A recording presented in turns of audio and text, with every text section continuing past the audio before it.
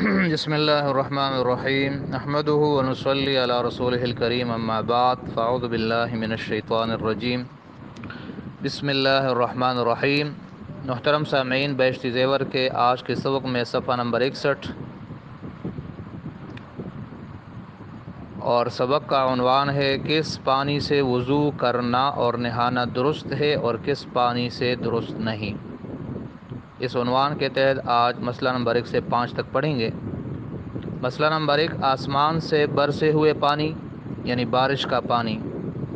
اور ندی، نالے، چشمے اور کنویں اور تالاب اور دریاؤں کے پانی سے وضو اور غسل کرنا درست ہے، چاہے میٹھا پانی ہو یا کھاری، جیسے سمندر کا پانی اکثر کھارا ہوتا ہے۔ مسئلہ نمبر 2، کسی پھل یا درخت یا پتوں سے نچوڑے ہوئے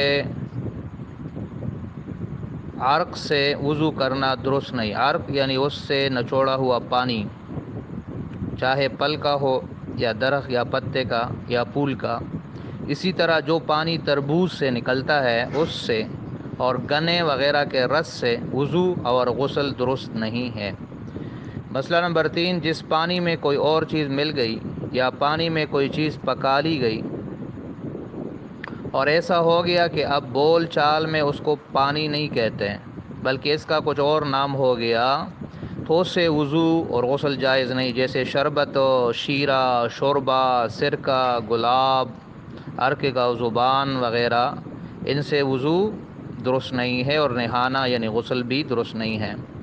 مسئلہ نمبر 4، جس پانی میں کوئی پاک چیز پڑ گئی اور پانی کے رنگ یا مزے یا بو میں کچھ فرق آ گیا۔ 3 چیزیں ہیں، رنگ، مزہ یا بو، لیکن وہ چیز پانی میں پکائی نہیں گئی، نہ پانی کے پتلے ہونے میں کچھ فرق آیا، جیسے کہ بہتے ہوئے پانی میں کچھ ریت ملی ہوتی ہے، یا پانی میں زعفران پڑ گیا اور اس کا بہت خفیف سا رنگ آ گیا یعنی ہلکا سا، یا صابن پڑ گیا اور اس کا ہلکا سا رنگ اور ذائقہ آ گیا، اسی طرح کی کوئی اور چیز پڑ گئی، تو ان سب صورتوں میں وضو اور غسل درست ہے۔ مسئلہ نمبر 5، اگر کوئی چیز پانی میں ڈال کر پکائی گئی، اس سے رنگ یا مزہ وغیرہ بدلا،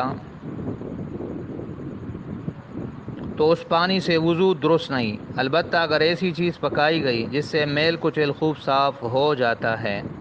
اور اس کے پکانے سے پانی گاڑھا نہ ہوا ہو تو اس سے وضو اور درست ہے، جیسے مردہ نہلانے کے لیے بیری کی پتیاں پکاتے ہیں پانی میں ڈال کر اس کو،